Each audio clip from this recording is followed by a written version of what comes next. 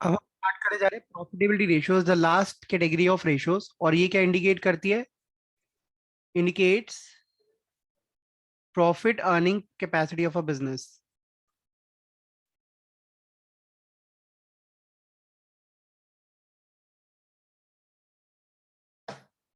Profit earning ability बोल सकते हैं उसको।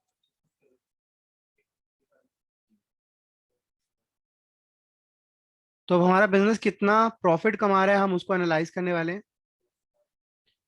ठीक है। अब उसके लिए हमें करने क्या है? ओके पार्थ, देख लिया मैंने मैसेज आपका। इसके लिए सबसे पहले आपने समझनी है इनकम स्टेटमेंट। ये कह सकते हैं this is another format of profit and loss account. जब भी हम अपनी इनकम कैलकुलेट करते हैं तो कैसे करते हैं? सबसे पहले हम लेते हैं हमारी सेल्स कितनी हुई। ठीक है, साथ साथ नोट करिए फटाफट। सेल्स में से हम लेस कर देते हैं कॉस्ट ऑफ गुड्स सोल्ड। जब हम कॉस्ट ऑफ गुड्स को लेस करते हैं तो हमारे पास पता चल जाता है कितना ग्रॉस प्रॉफिट है या ग्रॉस लॉस है। ठीक है। अब ग्रॉस प्रॉफिट आ गया। इसके बाद हम लेस करते हैं इसमें से अदर ऑपरेटिंग एक्सपेंसेस। कई स्टूडेंट्स को अभी तक कंफ्यूजन है क्लास 11th करने के बाद भी कि ऑपरेटिंग एक्सपेंसेस क्या होते हैं। ऐसे खर्चे जो बिजनेस के ऑपरेशन से रिलेटेड हैं are called operating expenses. Expenses which are incurred to run basic business operation of a business. ठीक है। तो जो हमारे ऑपरेशन से रिलेटेड जितने भी आपको एक्सपेंसेस दिखते हैं, जो ना हो तो बिजनेस के ऑपरेशंस में दिक्कत आएगी, तो वो सारे हमारे लिए क्या है? ऑपरेटिंग एक्सपेंसेस हैं। मैं उसके कुछ एग्जांपल्स आपके साथ अभी डिस्कस करता हूँ। और other operating incomes, other operating incomes के में हमारा क्या आता है? सेल के अलावा हमारी अदर ऑपरेटिंग इनकम्स क्या हो सकती हैं? डिस्काउंट्स मिलना, कमीशन मिलना, वगैरह वगैरह। ठीक है, जो बिजनेस के ऑपरेशन से रिलेटेड है, जो हमारा नेचर ऑफ बिजनेस है उससे रिलेटेड है। फॉर एग्जाम्पल मैं ट्यूशन पढ़ा रहा हूँ, दैट इज माई रेवेन्यू। इसको हम रेवेन्यू फ्रॉम ऑपरेशन बोलते हैं या सेल बोलते हैं। ये सेल में आ गया। ठीक है। अब क्या हुआ, मैंने यहाँ पे टीचर्स रखे हुए हैं। ठीक है। तो टीचर से जो मुझे अर्निंग हो रही है वो मेरी अदर ऑपरेटिंग इनकम्स में आ जाएंगी।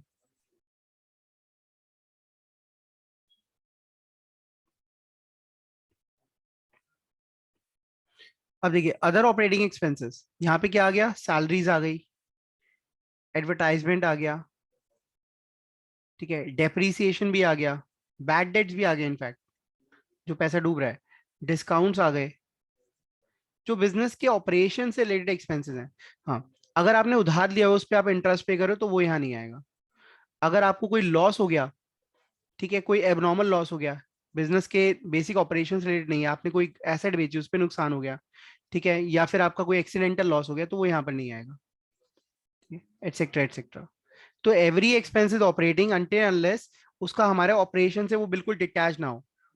मतलब अगर ऑपरेशन चल रहे हैं और उस खर्चे का उनसे कोई लेना देना नहीं है, ठीक है, जैसे वो फाइनेंशियल एक्सपेंस है, हम किसी को डिविडेंड पे कर रहे हैं, ठीक है, इंटरेस्ट पे कर रहे हैं, हमारे कुछ लॉसेस हो रहे हैं, तो वो सारे क्या होते हैं? वो हमारे अदर एक्सपेंसेस में आते हैं, वो ऑपरेटिंग में नहीं आते। तो जब हम सिर्फ ऑपरेटिंग एक्सपेंस और ऑपरेटिंग इनकम से लेते हैं तो हमारा प्रॉफिट भी क्या निकल कर आता है? जो प्रॉफिट निकल कर आता है हम उसको बोलते हैं ऑपरेटिंग प्रॉफिट। ठीक है जी। इसके बाद ऑपरेटिंग एक्सपेंसेस लेस कर दिया, अब हम नॉन ऑपरेटिंग एक्सपेंसेस लेस करेंगे इसमें से। मतलब इसमें सारे खर्चे, जैसे लॉसेस हुए, कुछ एक्स्ट्रा ऑर्डिनरी लॉसेस हो गए, या फिर कोई एक्स्ट्रा ऑर्डिनरी इनकम्स हो गई, वो हम यहाँ पे एडजस्ट करते हैं नॉन ऑपरेटिंग इनकम्स। ठीक है, जिनका बिजनेस के ऑपरेशन से कोई लेना देना नहीं है। इसके बाद हमारे पास जो प्रॉफिट आता है उसको हम बोलते हैं नेट प्रॉफिट, या नेट प्रॉफिट नहीं बोलेंगे, profit before interest and tax. मतलब अभी हमने इंटरेस्ट लेस नहीं करा, इस नॉन ऑपरेटिंग एक्सपेंस में इंटरेस्ट अभी इंक्लूड नहीं करा था। Profit before interest and tax. ठीक है, आफ्टर दैट हम इसमें से इंटरेस्ट लेस करते हैं। जब हम इसमें से इंटरेस्ट लेस करते हैं तो हमारे पास जो फिगर आती है, we call it profit before tax.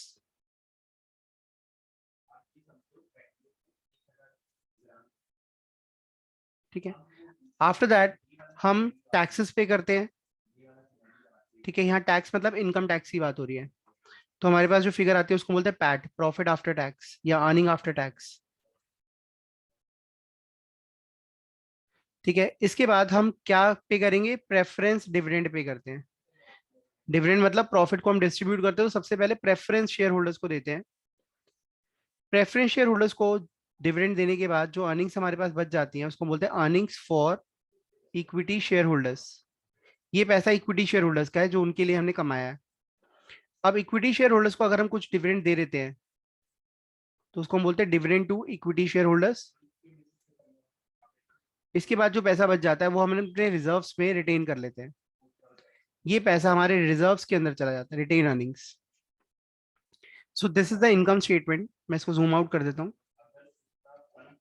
आप इसको अच्छे से नोट कर लो, फिर हम आगे चलते हैं।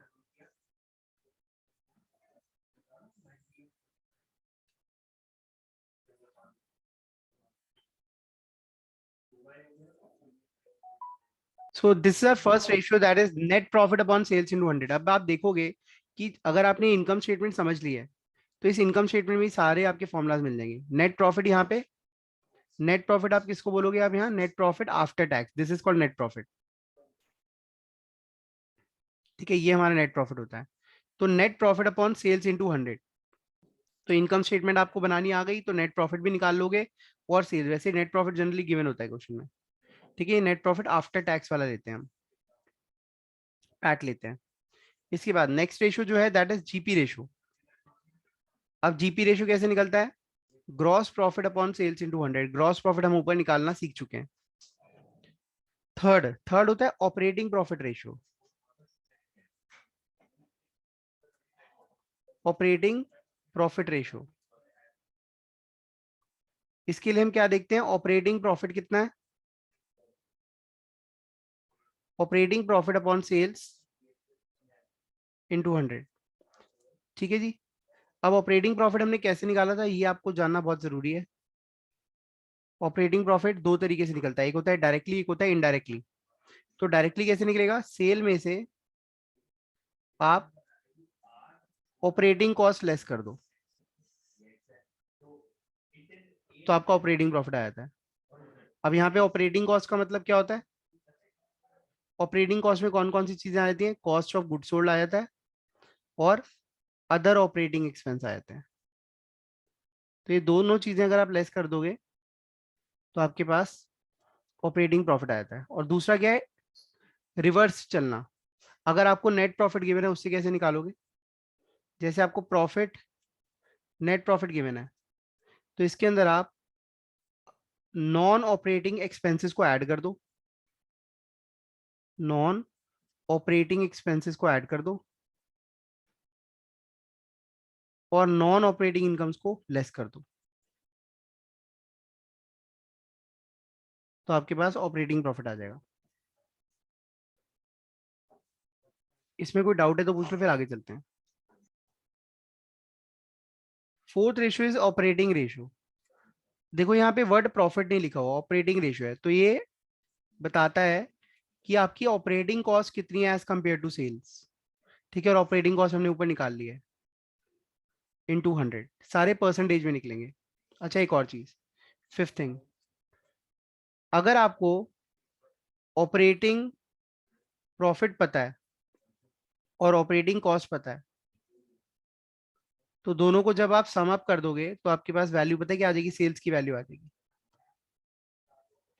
ठीक है, इसका मतलब ये पार्ट हो गया, फिफ्थ का बी पार्ट।